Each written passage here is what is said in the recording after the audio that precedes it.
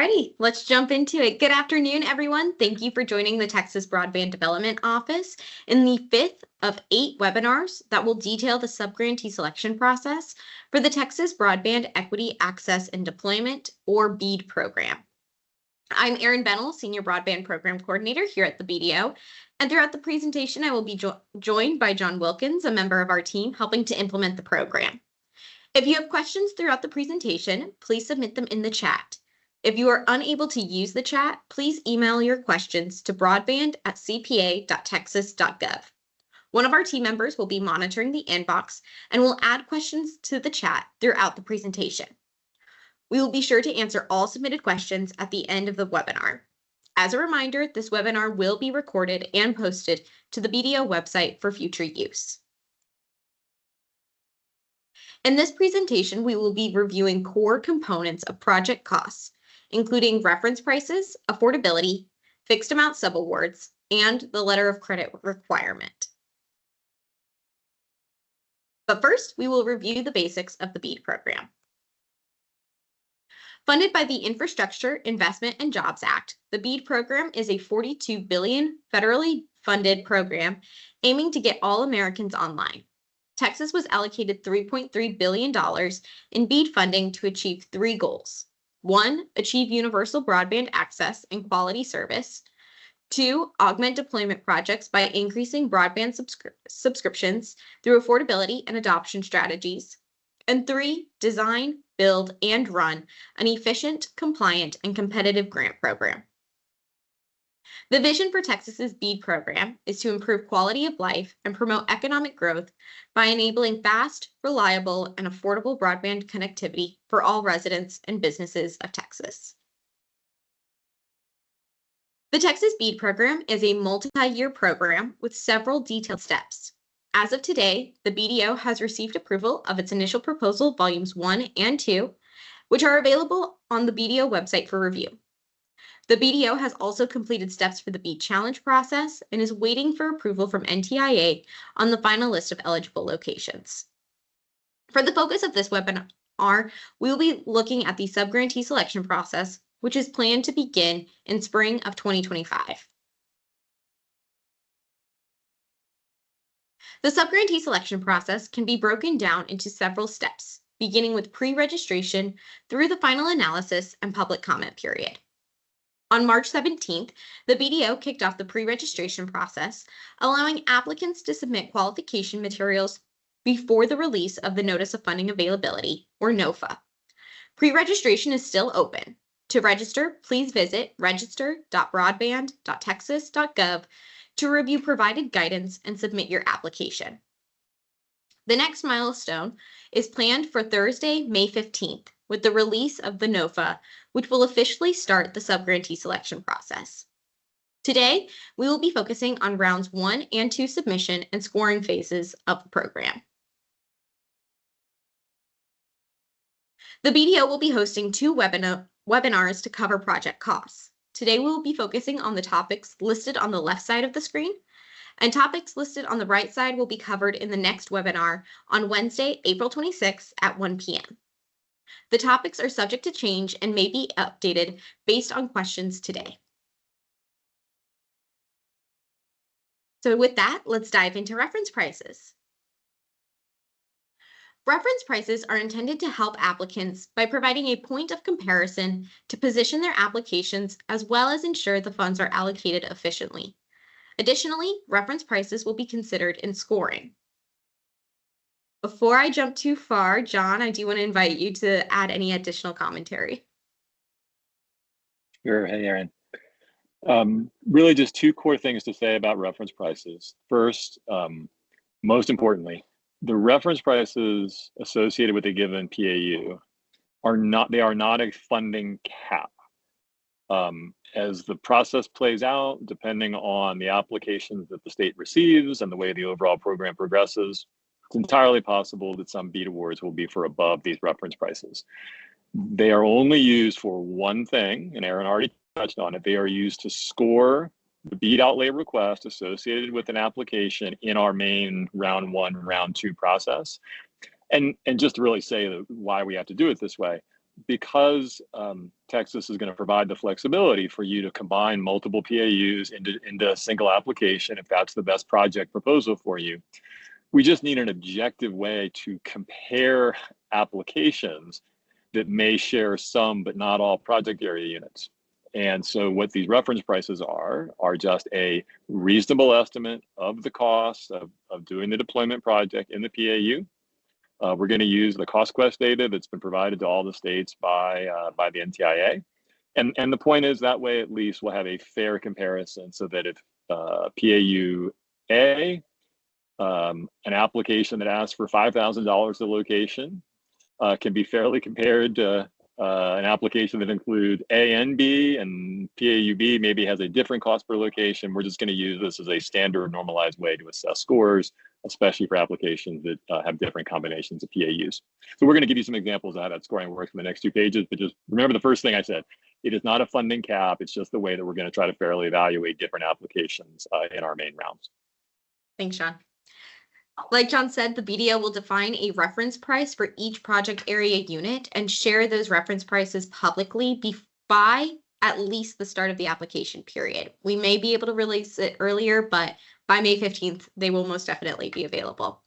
As a reminder, a project area is made up of contiguous project area units. To identify the reference price for a project area, you may sum the reference prices for all included project area units. Reference prices are a component of scoring. Applicants are scored based on how their requested grant amount compares to the reference price. The BDO will be using the formula provided to calculate the total points awarded for the minimal BEAD outlay per location, a scoring criteria with a maximum score of 80 points. Applicants that request 200% or more of the reference price will receive 0 points for this section. One component of the scoring formula is the BEAD outlay per passing. This is the average grant amount requested per location in the project area. As project areas change during deconfliction, this score may change throughout the course of the decision process.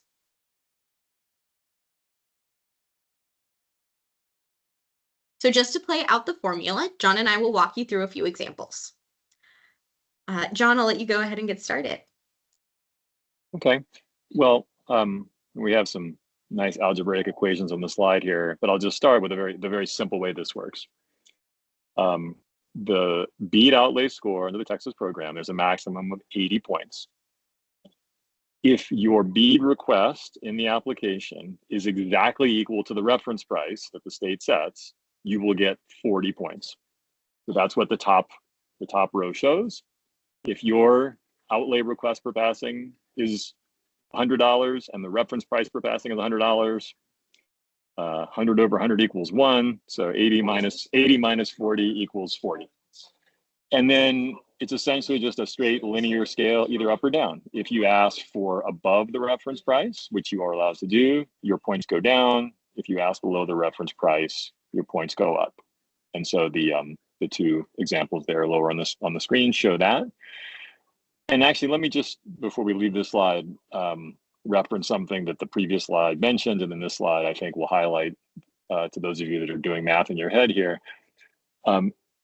If you ask for more than double the reference price, so in this example, if you ask for, say, $205 for your BEAD outlay request, obviously that is a negative number. There are no negative points. So if your request is above 200%, that is essentially a 0 points out of 80 for the outlay request. And the state would just like to emphasize that it is extremely, our expectation based on the applications that we're expecting, what we've seen other states using similar data, we think it is highly unlikely that you are going to succeed in an application, at least in the main 2 rounds, if you're above 200%. So technically, you asked for more than 200%, you would get a 0 score. But if you're really that high, it's probably worth thinking about the application, because we do expect, based on a lot of data that we have, that most of the application should be within this 200%, and that's why the scoring is done this way. But just to be clear, there's no negative points. If you're above the 200%, you get a 0. We'll sort of flag the application, and then we'll see how the process plays out. Thanks, John. Now, we do want to highlight that the top number, the BEAD outlay per passing, is based off of your BEAD request, not the total cost of the project, just the funding you are requesting from the BEAD program. So, in example 1, the applicant is requesting $150 per passing for an area that had a reference price of $100 per pass. The total amount of points awarded would then be 20 points. In example 2, the applicant requested $50 per passing for the same area with a reference price of $100 per pass. The total amount of points awarded would be 60 points. Applicants are encouraged to apply with a lower request to make their application much more competitive. And with that, we will now cover the affordability components of BEAD and the low-cost option plan requirement. Before diving too deep, the guidance about to be provided is based on guidance provided as of April 9th, 2025. So this is still, we know, a little bit subject to change. One of the goals of the BEAD program is to promote ease of subscriptions via affordability, which is reflected in 2 components of the application. First, applicants are scored based on their commitment to offer prices relative to price benchmarks. Second, applicants must offer a specific low-cost plan for eligible subscribers. Details on each of these can be found in the subgrantee scoring rubric draft in IPv2. One of the primary scoring criteria is affordability, with points awarded based on an applicant's commitment to pricing. Benchmarks are set based on the speed of service applicants commit to provide using the proposed technology. Lower prices equal higher scores. Provided on the screen are the scores given for the percentage of the benchmark prices. For priority broadband projects, the benchmark starts at $95 per month, and as prices increase, the number of points decrease. For non-priority broadband projects, the benchmark starts at $75 per month. For a more detailed explanation, please review the Texas Initial Proposal Volume 2 and scoring rubric. Both are available on the BDO website. Beyond the affordability scoring criteria, all subgrantees must also offer a low-cost broadband option for any eligible subscribers. The BDO used the federal poverty level for a household of 3 to determine the low-cost plan price of $62.15 per month.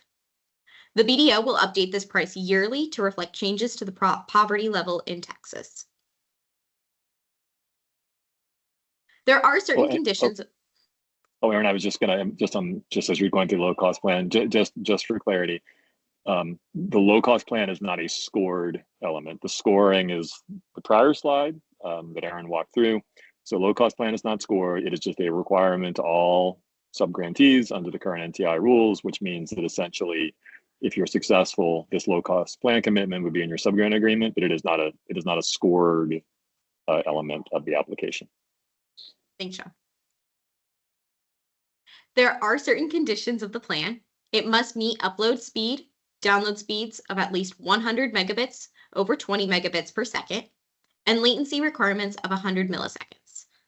There should be no data caps on service, and it must adhere to the standard acceptable use policies. Eligible subscribers must have flexibility to move to any new low-cost plan, and this plan must be available for 10 years after closeout. There are specific conditions to be considered an eligible subscriber. On the household level, this includes any household that qualified or would have qualified for the FCC's Affordable Connectivity Program. Although this program has been sunset, the guidelines for eligibility for this program are still relevant. Had a household income at or below 200% of the federal poverty guidelines, meets the criteria for your existing low-income internet program. And this is a separate requirement for affordability, so just to emphasize again, though it is not scored, it's a requirement of the program.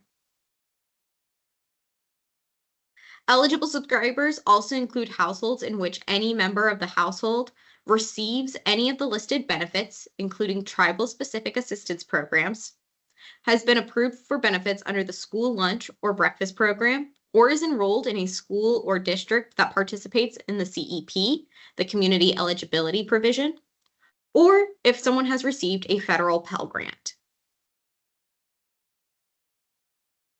And next, we will discuss the fixed amount subawards and the letter of credit requirement. Subgrantees will be distributed funds on a fixed amount award basis, distributed upon completion of reaching the milestones defined in the grant agreement. Subgrantees will have to demonstrate completion of each milestone before receiving payment. One requirement to ensure subgrantees have sufficient financial resources to complete the project is a letter of credit. For the BEAD program, the BDO will use a similar letter of credit model as the one used by the FCC for the Rural Digital Opportunity Fund. The letter of credit must be valued at a minimum of 25% of the subaward amount and is required before entering into the agreement. This is a change from the BOOT program, which allowed the letter of credit to be provided after signing the grant agreement.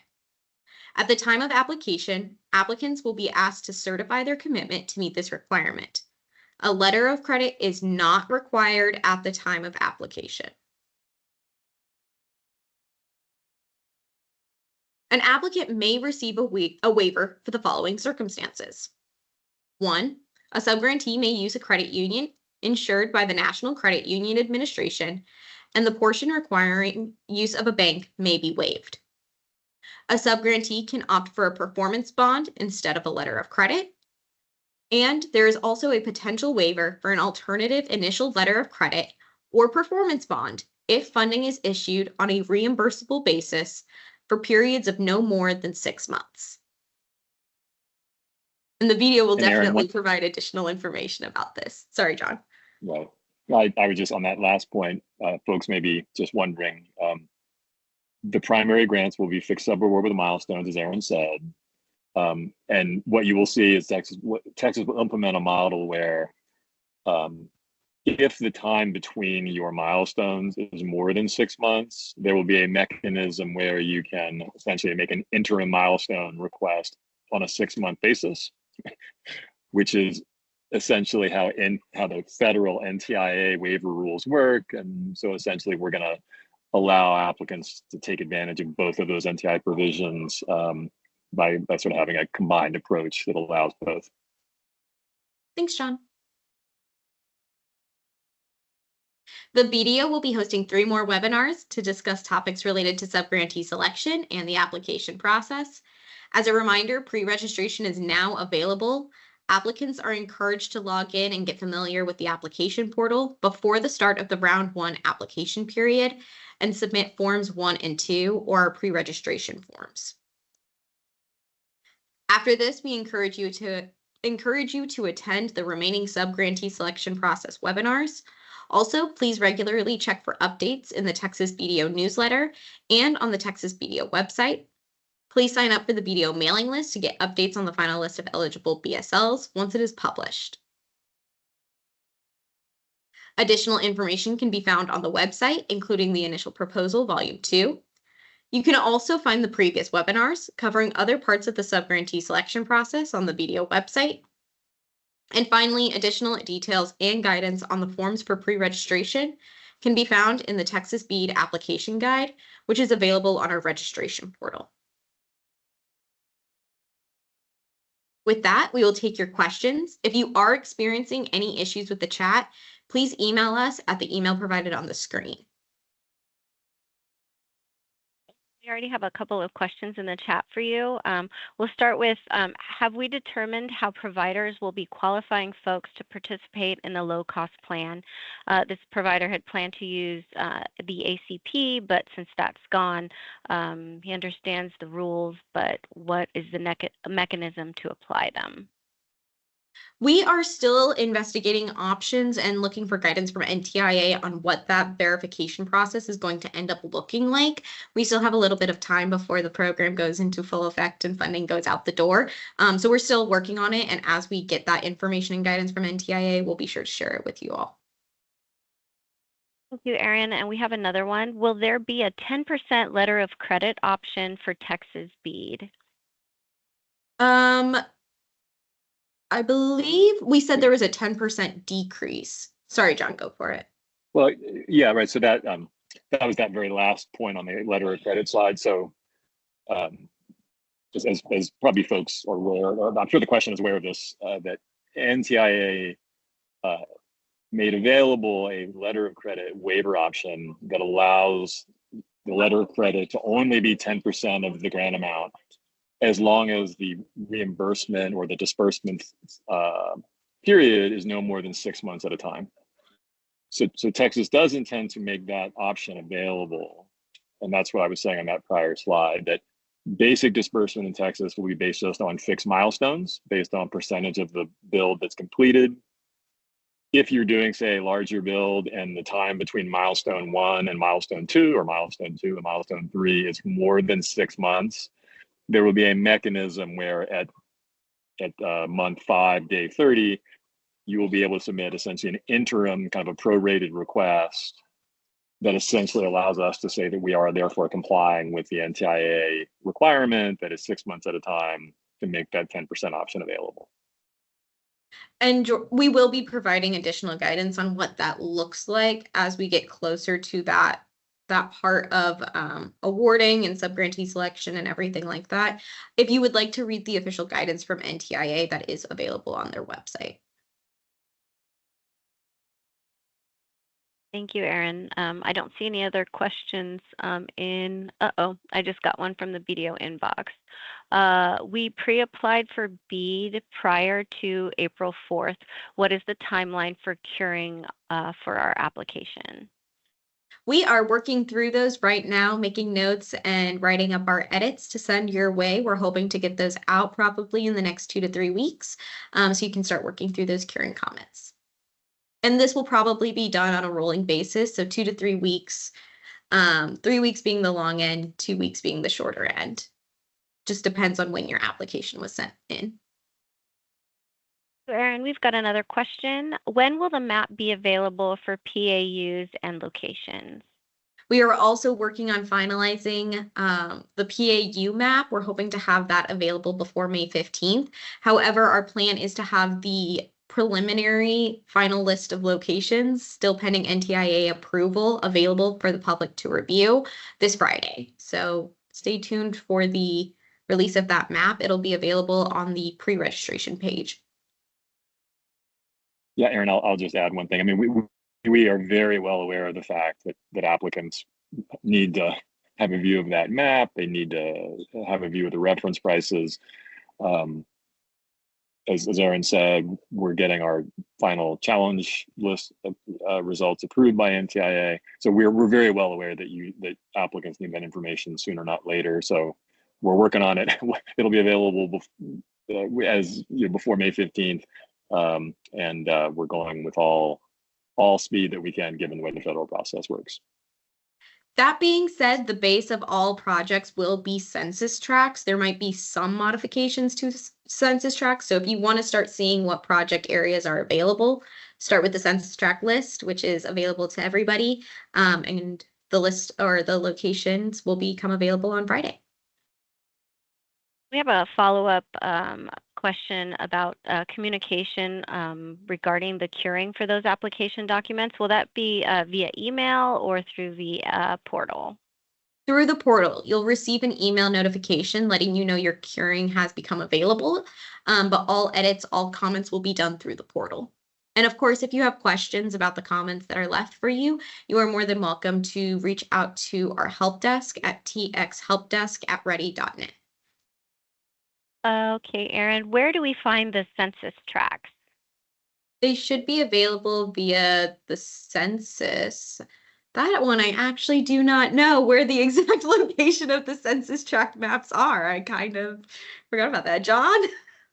Yeah, I mean, it's almost funny, if you Google, census tract GIS files, I mean, the Census Bureau makes available kind of any level of granularity you want. So the main thing is to make sure you've got a good GIS environment set up. And so you can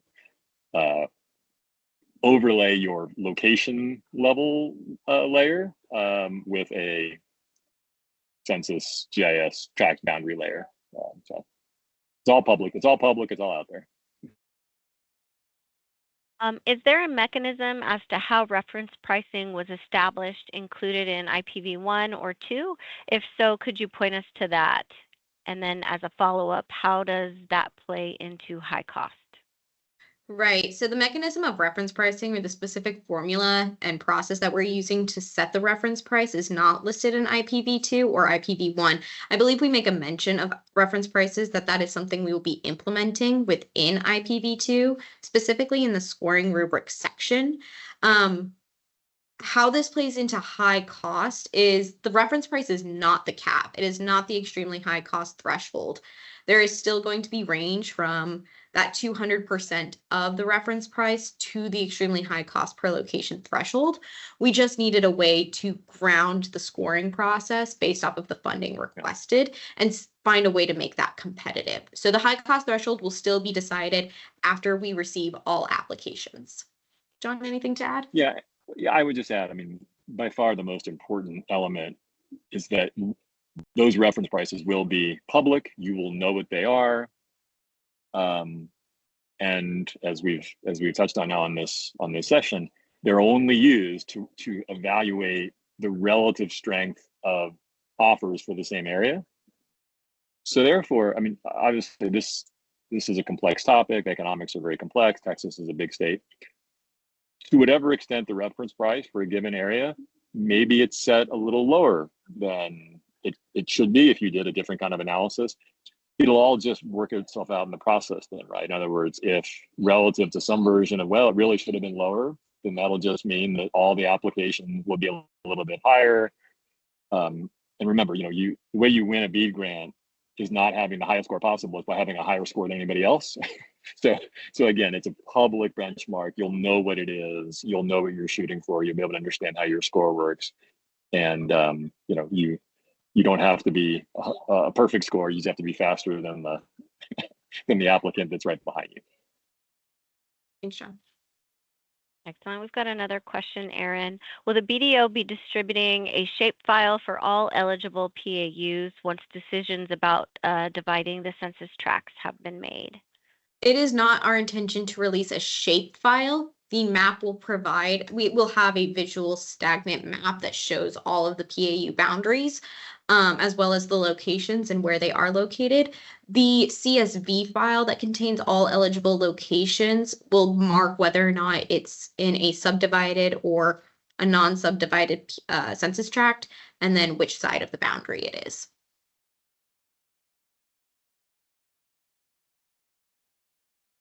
Thank you, Erin. So far, we're caught up in the chat and the BDO inbox. Thanks, Andrea.